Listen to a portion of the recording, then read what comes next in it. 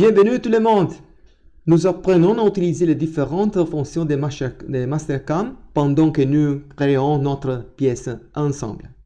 Dans un premier temps, nous avons dessiné la pièce et maintenant, nous passons à la deuxième étape, c'est-à-dire que nous transformons aujourd'hui notre dessin en une pièce solide.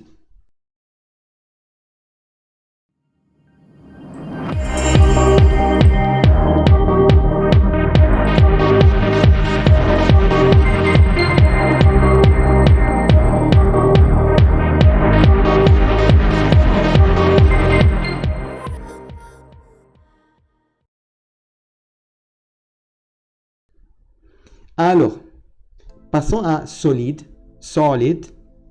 en anglais. Et dans ce menu, on trouve la fonction extrusion. C'est comme si nous pouvions tirer notre pièce de l'axe Z. Cela signifie que nous affectons une mesure à l'axe Z. C'est l'épaisseur. De cette façon, notre dessin devient un solide. Cliquez sur Extrusion et un menu s'ouvre. Concentrons-nous sur le menu de droite. Voici différents modes d'extrusion. Ici, par exemple, on a une fonction appelée chain, mais avec ce type, on active une fonction partielle. Vous voyez ce qui se passe lorsque nous cliquons sur la ligne. Je viens d'extruder cette ligne. Dans notre cas, nous n'avons pas besoin de cette fonction, c'est vrai, mais nous savons maintenant comment nous pouvons l'utiliser. Et regardons donc une autre fonction. C'est ça, Windows 7. Et voyons ce qui se passe. Nous mettons en évidence une zone de dessin. Comme vous pouvez le voir, seuls les éléments qui sont complètement à l'intérieur de la zone sont extrudés. Les cercles au centre, par exemple, ne sont pas extrudés, car ils ne tiennent pas entièrement à l'intérieur de la zone que j'ai mise en évidence. Examinons maintenant les flèches. La flèche indique le sens de rotation de l'outil. Dans ce cas, par exemple, il tourne dans ce sens, mais notre outil doit tourner dans le sens inverse pour pouvoir travailler la pièce. Pour inverser le sens de la flèche, ce symbole est utilisé. C'est le symbole d'inversion de sens. Confirmons et voyons ce qui se passe. Encore une fois, ce n'est pas ce qui représente notre dessin. Comme vous pouvez le voir, il a fabriqué des cylindres, alors que ceci devra être des trous, des allésages. Ce n'est pas ce que je veux réaliser.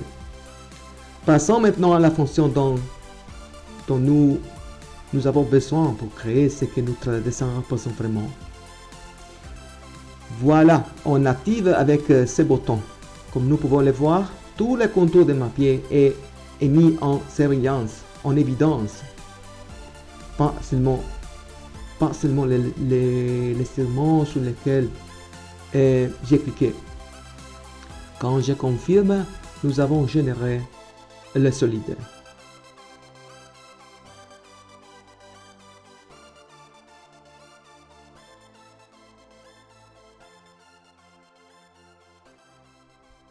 Ici, nous pouvons attribuer un nom si nous le voulons. Et là, on peut entrer l'épaisseur de ma pièce. Donnons-lui une valeur de 55. Bien, mais maintenant, ce sera bien modifier la position de cet axe. Comme vous pouvez le voir, l'axe est référé au plan. On retrouve cette grille, mais ce n'est pas la bonne position. Pourquoi? Si nous transférons notre pièce à la machine d'outils, nous pourrons comprendre pourquoi n'est pas correct. Nous voici dans ce programme et nous utiliserons aussi probablement ces logiciels pour les leçons liées à la programmation CNC. Mais maintenant, concentrons-nous sur notre pièce fixée sur la machine. Comme vous pouvez le voir, il y a un symbole sur le bord de la pièce. Il représente le point 0 de la pièce.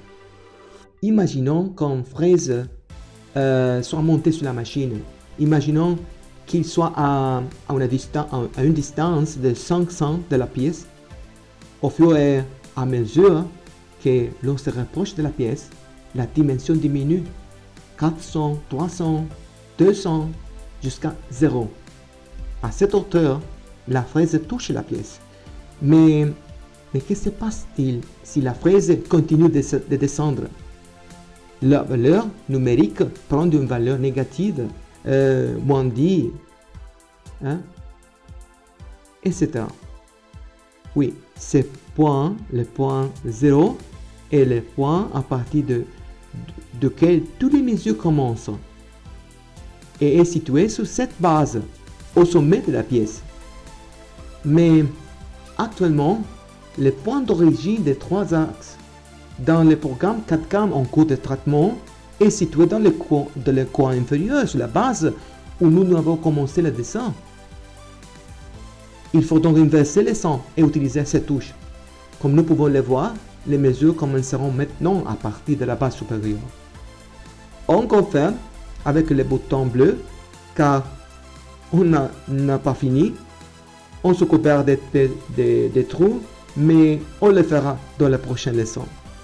Dans cette leçon, nous avons appris les principales fonctions d'extrusion et comment modifier le plan sur lequel il se trouvaient les axes. Merci les gars, merci d'avoir regardé et écouté, d'avoir suivi cette vidéo jusqu'à présent, d'avoir choisi cette chaîne encore une fois. Merci beaucoup. C'est Techno Intelligent, dessin technique, CAO, CNC, CAD/CAM et technologie. Alors, à bientôt aux prochaines leçons. Au revoir à tout le monde.